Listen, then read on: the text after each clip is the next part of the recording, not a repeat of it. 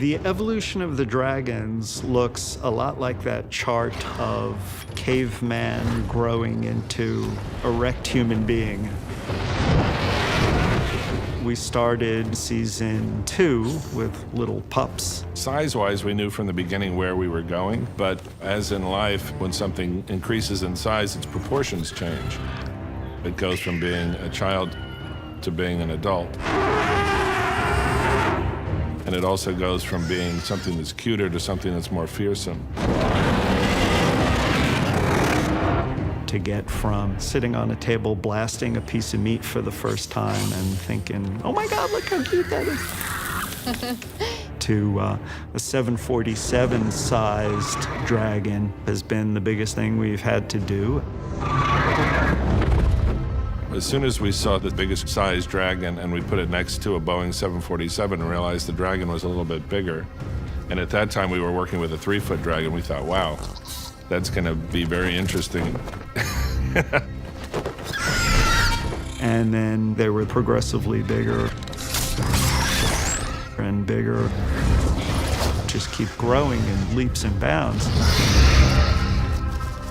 It really all started with a lot of research, looking at dinosaur skeletons, looking at birds of prey and Komodo dragons and all manner of reptiles to understand how they behave.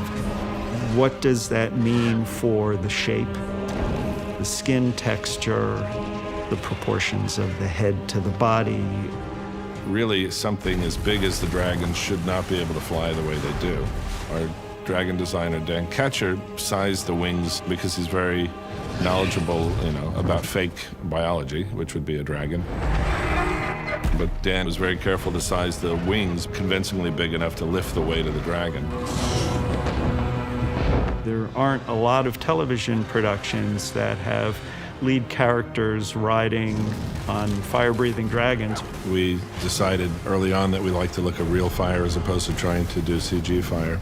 When you've got a shot that needs multiple photographed pieces, you have to plan everything. Cut to Asuna, Spain. We're in a bull ring with 2 motion control rigs, one with a camera, one with a flamethrower that shoots 50 feet. That looks cool, but it seems like every year the stakes have grown, so now, of course, it's got to fly across a 100-foot stage. We have to be able to fly fire around in a way that we didn't need to do before. We have a camera on a cable system that can fly around in 3D space, and we've said, hey, what if we put a flamethrower on it? We would then have real fire on the set, and if we believed the fire, then we'd believe the dragon. And if we didn't believe the fire, we couldn't save it. The dragons, aside from just being big scary things, had to start interacting in a meaningful way with the actors and really perform. So they have to hold their own dramatically on the screen. It's a really special thing as a visual effects person to be able to play that kind of a role, because typically we're background or support. To create performance, it got very complex. And also, as they get bigger, you start getting closer. In season 3, we probably didn't get closer to the dragons than, 5 feet. When we're contributing what is effectively a character in the show, that character needs to behave in a way that elicits an emotional response from the viewer. When Danny flies into Dragonstone, the dragon lands, he charges John, and Danny's on his back, and we don't really know what's going to happen. And then we actually get a big revelation about who John is, just in the way that the dragon ultimately reacts to him and sort of acquiesces and becomes docile. You have to add the actor who's missing, and that's the dragon in this case. It gives us opportunities to do things that we believe should be able to be done, but we've never seen certainly anybody in this situation do it.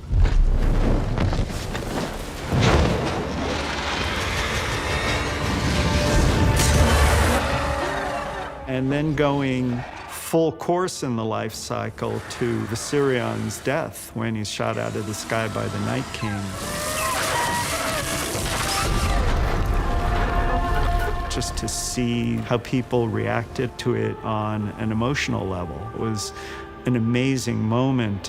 When the Night King puts his hand on the dead dragon and the camera's scraping right along his scales, all of that had to look absolutely real. Tackling those kinds of believability issues is why people like the dragons. They're feasible. They don't throw you out of the drama. They keep you in, and I think people appreciate that.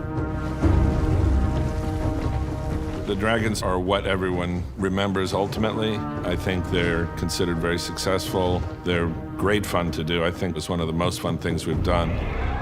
It's really great when we in visual effects can add scope and create enormous vistas, but it does come down to how does the story affect the viewer on an emotional level, and are we supporting that? And when that connection is being made, it's really memorable. A lot of people's heart and sweat and blood is in those dragons. So I'm immensely proud of the group of people that did that.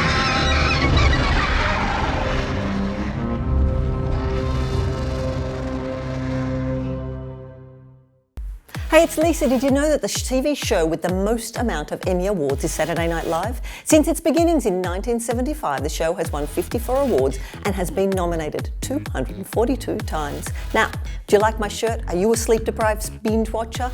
You need to get one of these shirts. Click on the link in the description.